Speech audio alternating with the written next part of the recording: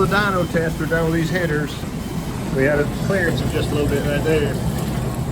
But these are 1 7/8 tubes, 3-inch collector, which actually, if you look on the inside, is only about 2 3/4 across there, into this TTI collector that reduces it down to 2.5 outside diameter. And then if you look at our glass pack, they're very hot.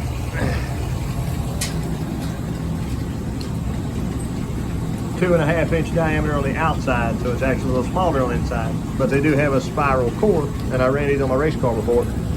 We want to see a dyno difference between running these and just the open collector now. These are 18 inches long with about 2.5 inches of pipe on each side. About to be a lot louder.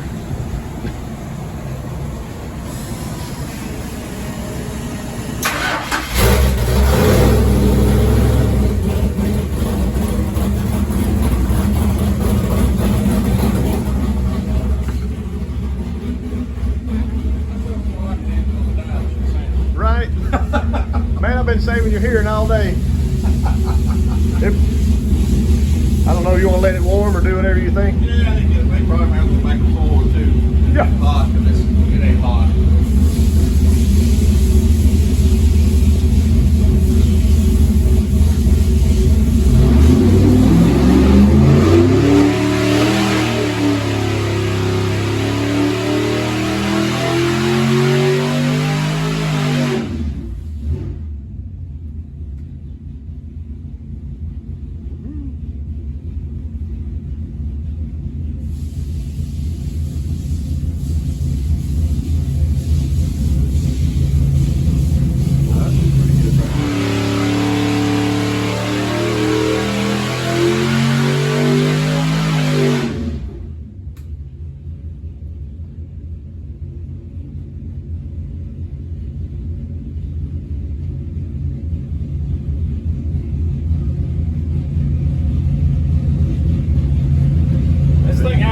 Picked up torque down low. I can tell it picked up torque, but I'm having a hard time with dyno.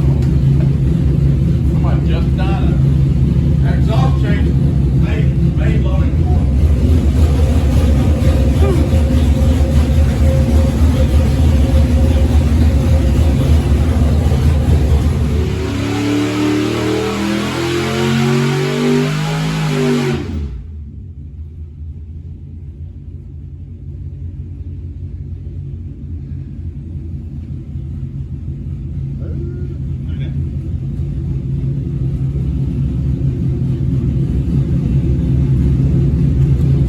Call it there.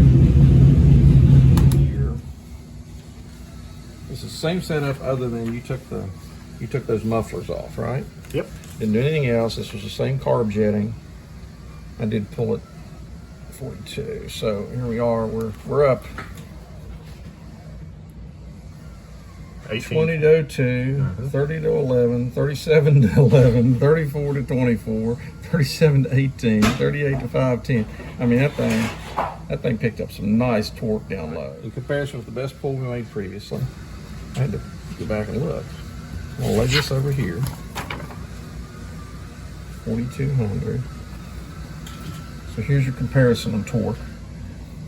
22, 30, 11, 37, 11, 34, 24, 37, 18, 38, 510, 31, 510. I mean, it just keeps on carrying. And then our peak power on this one,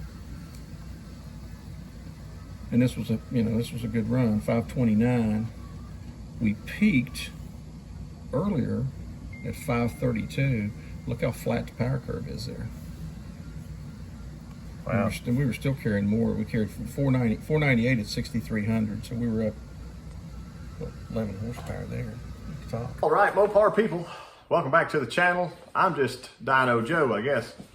I feel like Richard Holdner sitting here, but this is part 4 of that dyno series. I hope you caught all the other 3 videos.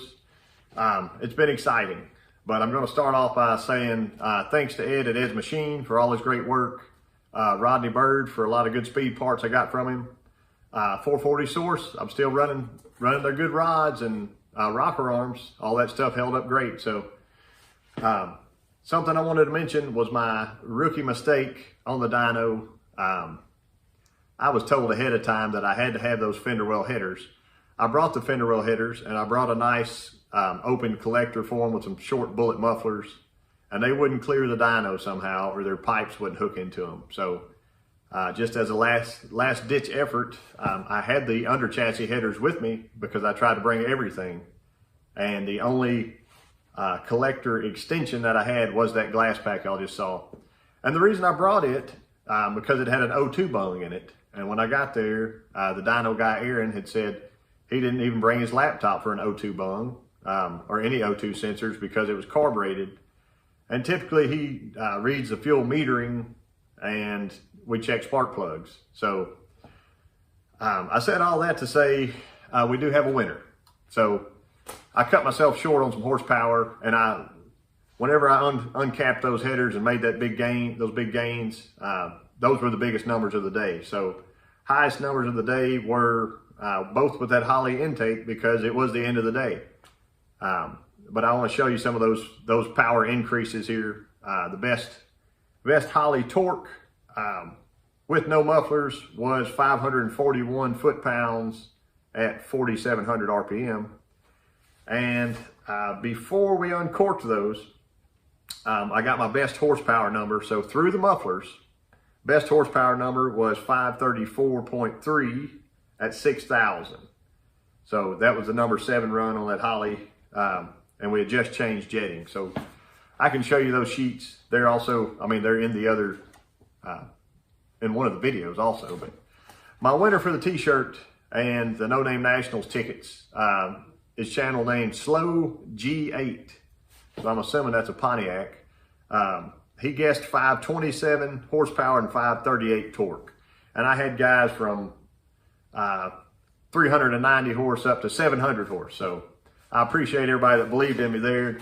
Had a really good time with that. So let me show you some of my projections here of other things that I believe this engine should have done. First thing, here's that dyno overlay of the best holley run with the mufflers versus the holley uncapped headers. And my dyno graphs look a little funny because I had to plot them myself using Google Sheets or something. So basically got those plotted. They may not look identical to something you'd see on Engine Masters, but they do still show you curves and kind of some changes here. So the massive amount of torque gained by uncapping that is crazy. That's even, like I said, more torque than the tunnel ram had. Next thing I wanted to show you, and it says holley torque difference, holley horsepower difference. We just figured up from sheet to sheet, from the best run with them capped and to the best run with them non-capped or open, picked up 30 foot-pounds at 4,300. So you can see all these 24 foot-pounds, 24, 30, 27, 29, 16, and so forth. So if you want to pause and check that out, it did lose a little bit of torque above 6,000. You see that -7 and so forth. And it lost a little bit of horsepower at 6,000 and above, which is to be expected. So most guys out there realize that an open 3-inch pipe would flow better than a 2.5-inch glass pack. And that probably would have gained me even more horsepower on the top end and probably more torque if it's a correct length collector extension. So you live and you learn, but I really think the engine was capable of making 550 and 550, but it didn't, so it is what it is. Moving forward, here's an overlay of the Edelbrock RPM versus the Holley Street Dominator. And I brought this up to say, I don't think the Edelbrock RPM got enough credit for what it was. It was totally unported, not matched at all to the heads. And I just didn't have time to do that. And so I went ahead and threw it on. That's what we started with.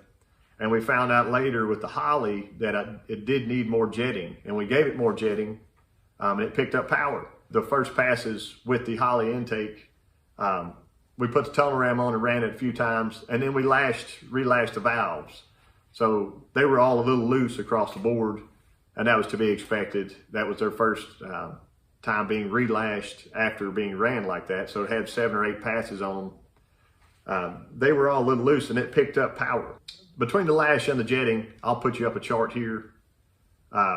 Here's the horsepower increases, and this is what it would have increased with that. If those changes would have been made with the Edelbrock, here was my projection of that. And these were the true gains shown between tests. You can go back and check if you'd like, but 32 foot-pounds at 5,500, and looks like 25 horse around 5,600. So to show you an overlay of that, I have here, it says RPM max. So that's the Edelbrock RPM intake. The best it did against the Holley max versus the Edelbrock RPM. If it would have been relashed and jetted, potentially it could have really held its own there. You see the 2 solid lines. Moving forward from that, here's a Performer RPM max versus a Performer RPM max potential is what I called it, because it was also capped with the muffler on it the entire time. So that muffler choking it down, it really would have brought the torque, and you could see the peak torque of the Edelbrock would have potentially been 550 foot-pounds. So I thought that'd be an interesting chart to show you. I've been playing with dyno numbers and figures and stuff pretty much since the dyno happened, and that's why I've been so slow in these videos. But lastly, I wanted to show here the full potential performance gains. So the Edelbrock torque and horsepower versus the Edelbrock torque and horsepower with the numbers added. So again, this is just a projection, but you know, seeing 548 foot-pounds at 4,300 with a dual plane intake, I think that's pretty impressive. The entire engine itself was impressive to me. It's a 10-to-1 400 with a stock stroke. So I think it kind of broke some of the boundaries and some of the myths of you can't make torque like you can a 440 with a 400. It really did. I was over, which he started his earliest dyno pull early on, I think at 3,500 was the lowest with the RPM intake starting off, and it made like 493 foot-pounds at 3,500 before any testing or any changes were done. So in my mind, this engine absolutely makes 500 foot-pounds, probably from 3,200 all the way up to about 5,200 when the graph finally switches over. So every projection I've shown you, the majority of the curves stay above 500 foot-pounds or 500 horse, which is exciting. I wanted 500 horse from the engine. I was a little bit skeptical whether or not it would make it. I was just, you know, all I can do is go on what I've heard, you know, from the internet. But now that I have experience with it, I see it's true. So this should be a super nice bracket engine to go into my race car. Some other things I needed to address. I've had people say they think I have a valve spring issue. They think I have a valve train issue. They think my push rods were flexing or wishing or some word they said, I don't know. I don't think any of that's true. The cam itself is rated to pull to 6,400 RPM. And I think with the correct header extension, I could have got a lot closer to it. But if you think about it, there's a lot of limiting factors out there. It could be the head flow. It could be other things, but in my mind, there's nothing wrong with this engine. It performed super well. We had about 40 pulls on the engine that day.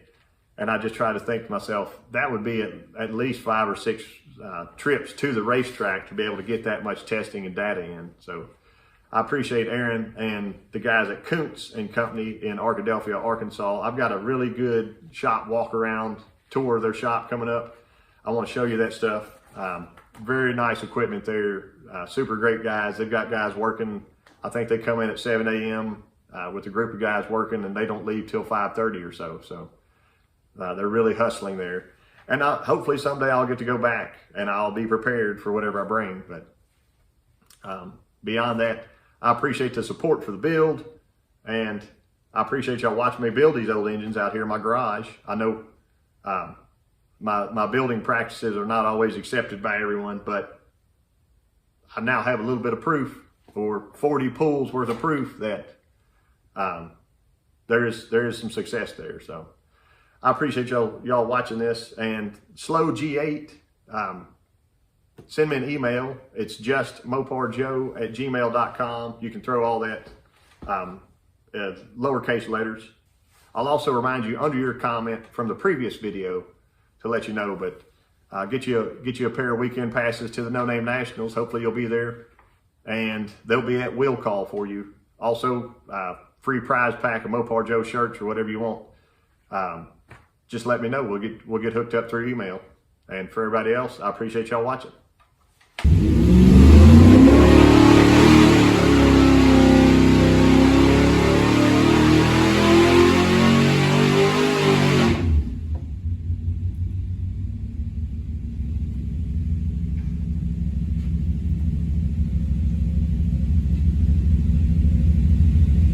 There's your 500. 502.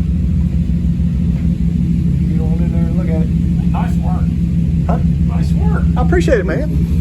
That's a old Smogger 400 called this.